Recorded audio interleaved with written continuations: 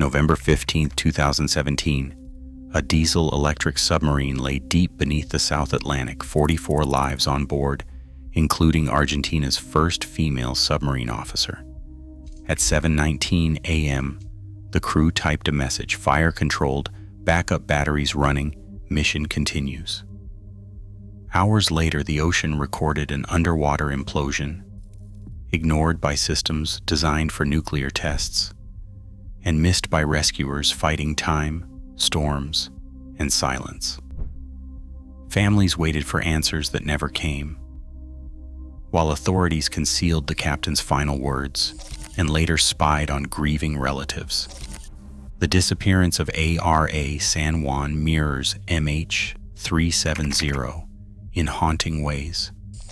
But how could such a tragedy vanish nearly without a trace? And why did the truth slip beneath the waves for so long? Seawater forced its way down the ARA San Juan's snorkel in the dark hours before dawn. A surge, driven by heavy Atlantic swells. Inside the pressure hull, the water reached the forward battery compartment, one of two banks of lead-acid cells that powered the submarine beneath the waves. In a diesel-electric boat like the TR 1700, these batteries are the heart of survival. Their chemistry is unforgiving. When salt water contacts the lead plates, it triggers a violent short circuit, releasing hydrogen gas and heat. At 12:30 a.m., the crew detected smoke seeping through the forward section. Alarm sounded. Protocol demanded immediate action. Compartment doors sealed. Emergency fans roared to clear the haze. Men in the cramped passageways moved quickly, faces lit by red emergency lights, choking on the acrid air. The captain, Pedro Martin Fernandez, ordered the forward batteries isolated. This left only the aft bank, less power, but enough in theory to limp home. The fire was contained, but not before it left scars, scorched wiring, lingering fumes, and a crew on edge. Among them was Lieutenant Eliana Krawczyk, the first woman to serve as a submarine officer in Argentina. She and her shipmates worked through the checklist, cutting off the damaged cells, running diagnostics, and reporting up the chain. The hull held, but the sense of safety was gone. Every breath depended on machines that now ran on half their strength. The submarine's final message, sent at 7:19 a.m., tried to sound calm. The fire was under control, the crew was safe, and the ARA San Juan would continue submerged toward Mar del Plata on backup power. But inside, the air was heavy with uncertainty. The risk of another short, another fire, or a buildup of explosive hydrogen hung over the crew. All it would take was a missed spark or a failed seal, and the outcome could be catastrophic. The clock had started ticking, unseen, toward a fate that would soon echo across the world. Another vessel, vanishing almost without trace, mirroring MH370 in haunting ways. At 7:19 on November 15th, the ARA San Juan sent a final typed status report to the Argentine Navy. The message was brief, almost routine. It stated that all 44 crew members were safe, the fire in the forward batteries had been extinguished, and the submarine was proceeding submerged toward Mar del Plata on backup power. Captain Pedro Martin Fernandez signed the update as the voice of his vessel, relaying calm in the face of uncertainty. The words entered into the Navy log gave no hint of panic or defeat. There was no mention of irreparable damage, no plea for immediate rescue, Only the facts. Forward batteries isolated, aft batteries running, course set for home. For the families waiting on shore, those words would become a lifeline.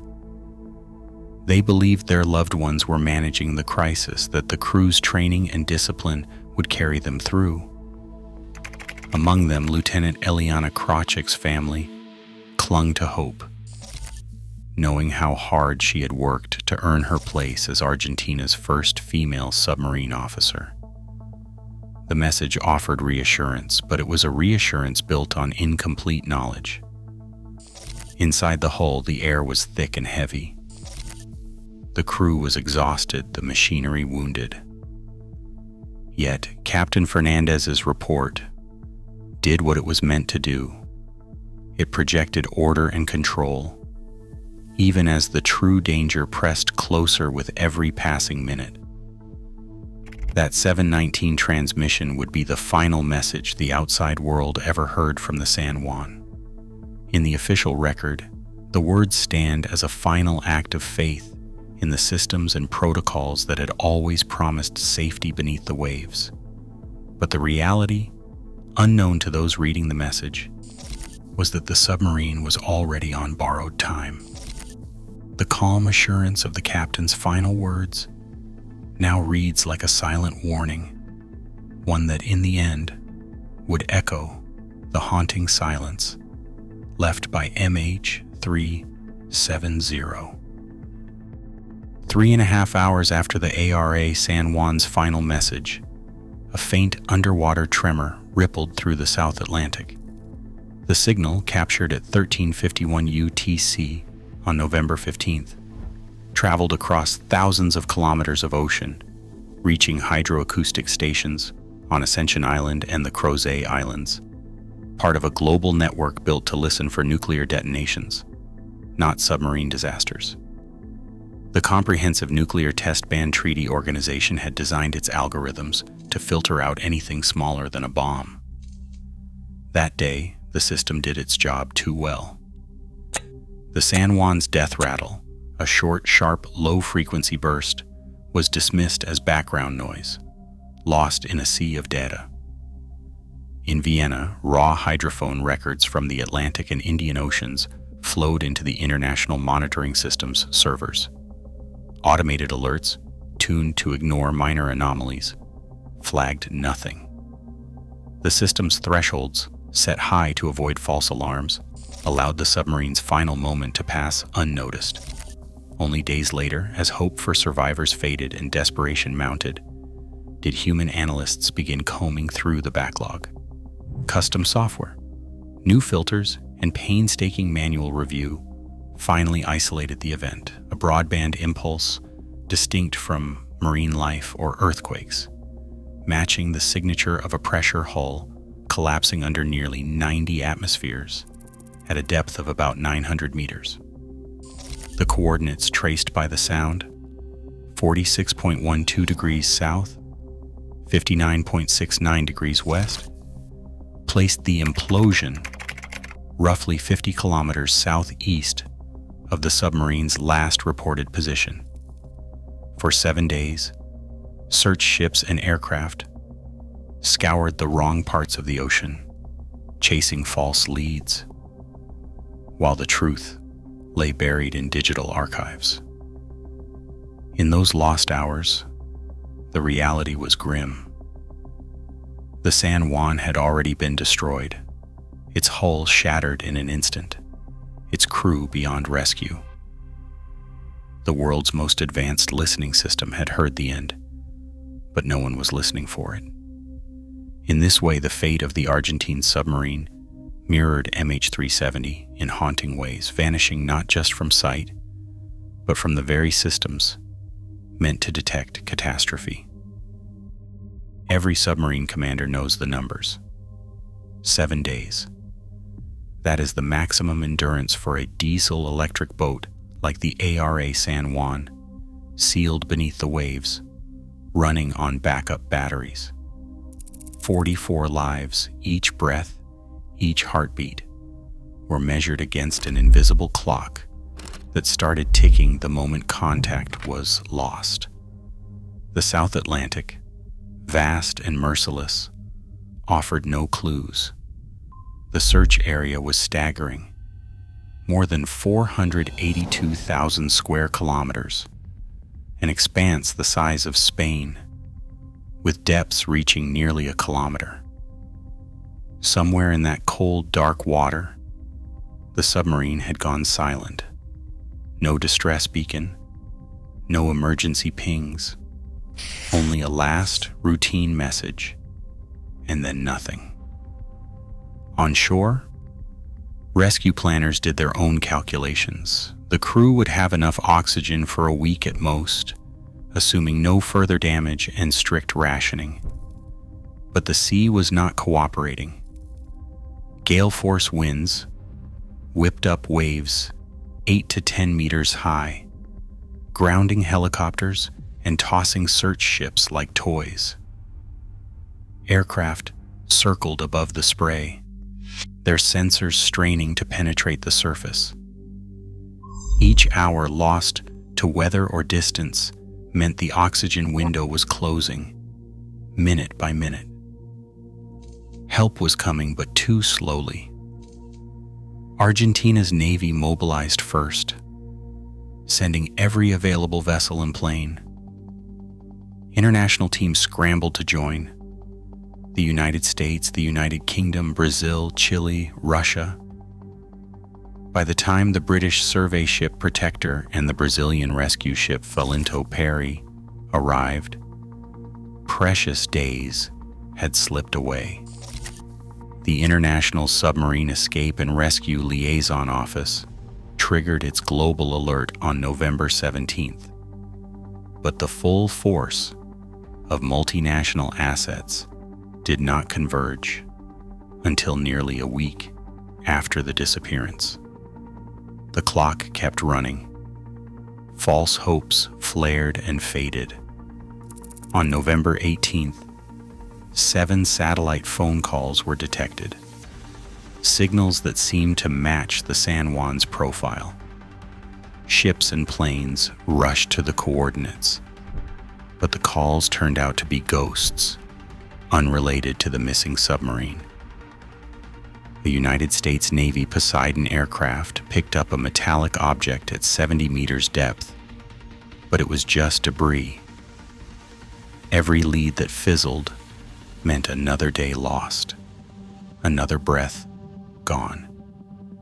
In the command centers and on the docks, families gathered, watching the numbers shrink. 4,000 searchers scoured 500,000 square kilometers, but the ocean gave nothing back. The oxygen countdown was merciless, a deadline that could not be bargained with. As the days slipped by, the rescue effort became a race against a clock that, for the crew of the ARA San Juan, had already run out. The silence that followed would haunt Argentina and the world in ways that echoed the vanishing of MH370. A disappearance so complete, it felt as if the submarine had been erased from the face of the earth. In the days after the ARA San Juan vanished, hope flickered on the thinnest of evidence. On November 18th, a series of 7 satellite phone pings appeared on naval monitors, signals that, for a moment, seemed to match the missing submarine's call signature. Search coordinators seized on the possibility. Ships and aircraft were redirected to the coordinates. Families were told there might be contact, and the press reported a potential breakthrough. But the optimism unraveled as quickly as it appeared. Technical checks revealed the calls had not come from the San Juan. They were digital ghosts, artifacts of atmospheric noise or unrelated transmissions, not the desperate lifeline everyone needed them to be. Other leads surfaced and collapsed just as quickly. A British patrol vessel reported a flare on the horizon. prompting a surge of search activity in rough seas. The story made headlines, but no trace of the submarine or its crew was found in the area. Then, a U.S. Navy Poseidon aircraft picked up a metallic signature at 70 meters depth, just within the plausible range for a submarine in distress. The find was promising enough to warrant an all-hands effort. Crews braved the swells to investigate, only to discover a piece of debris, ordinary scrap, not a rescue target. Each false alarm drained precious hours and energy from the search, and each disappointment landed hardest on the families waiting in Mar del Plata and Buenos Aires. Weather compounded the agony. Storms lashed the search zone, with waves rising higher than a 2-story building. Helicopters were grounded, sonar sweeps delayed, and rescue ships were forced to ride out the gales, far from the coordinates of the last signal. Every lost day meant less oxygen for the men below, if they were still alive. The official oxygen window, calculated at 7 days, became a ticking clock broadcast in every news update. But with each passing hour, the rescue became less a mission of hope and more a ritual of denial. Inside command centers, the mood swung from cautious optimism to grim resignation. Verification reports on the phone signals and heat traces arrived, each one closing another door. The families, already battered by uncertainty, watched as the Navy's assurances gave way to silence. On November 30th, 2 weeks after the last contact, the Argentine Navy declared the crew dead, and the operation shifted from rescue to recovery. The emotional whiplash left scars that would not heal. The sense of abandonment, of being misled by official optimism and false hope, fueled a backlash that reached the highest levels of government. Like the families of MH370, those left behind by the San Juan were forced to grieve without answers, haunted by the possibility that the truth had slipped away with the tide. On November 27, 2017, a television leak shattered the uneasy silence. Families learned from a news broadcast, not from the Navy, that the ARA San Juan's final message had reported a battery fire and smoke, details withheld for nearly 2 weeks. Until that moment, officials had insisted the submarine was simply out of contact. The revelation triggered outrage. Mothers, fathers, and spouses gathered outside naval bases, demanding to know why they had been kept in the dark while hope slipped away. For 12 days, they had clung to the Navy's reassurances, unaware that the truth was being hidden behind closed doors. The backlash was immediate. Public anger forced the government to dismiss the Navy's chief, Admiral Marcelo Sroor. A criminal investigation began, but answers remained scarce. As the days passed, another betrayal surfaced. In 2020, congressional investigators uncovered hard drives inside Argentina's Federal Intelligence Agency. The files documented surveillance of the victims' families, agents infiltrating support groups, photographing vigils, tracking who spoke to the president. Grieving relatives already denied the facts, now discovered they had been treated as threats. Congressional reports laid the blame squarely on the McCry administration, citing clear political responsibility for both the disaster's mishandling and the information blackout. The families, left to mourn in a fog of secrecy and suspicion, became symbols of a nation's broken trust. Their search for answers would outlast the search for the submarine itself. A story of loss, betrayal, and the haunting silence that echoes after catastrophe, mirroring MH370 in ways that still cut deep. Ocean Infinity's seabed constructor arrived in the South Atlantic with a mandate as cold and absolute as the water below: find the ARA San Juan or go home unpaid. Their contract was simple: no wreck, no reward. The search grid stretched across a desolate patch of seabed, nearly 270 nautical miles from Comodoro Rivadavia, where canyons and ridges had swallowed all previous efforts. On November 16, 2018, 1 year and a day after the submarine vanished, the team launched 5 autonomous underwater vehicles, each programmed to sweep the ocean floor with high-resolution side-scan sonar. These machines moved in tight, overlapping lines, mapping 8,000 square meters at a time, hugging the contours of the seabed where a manned sub could never safely go. At 907 meters down, one vehicle's sonar returned a jagged echo. The data showed a debris field scattered like bones across an area the size of a football field. Remotely operated vehicles plunged into the blackness, sending back grainy images of the San Juan's shattered hull, bow twisted, sail torn away, propeller wrenched from its shaft. Everything pointed inward, the unmistakable signature of a pressure hull crushed beyond its limit. The implosion had been total. Every piece of evidence was frozen in place by the weight of the ocean. Ocean Infinity's engineers delivered 67,000 images and a final report. The cause was no longer in doubt. The contract paid out $7.5 million. But the real prize was certainty, a physical answer to a question that had haunted families and investigators for a year. In the end, it was not a navy or a government that solved the mystery, but robots tracing a silent grid, led by the cold logic of sonar and mathematics.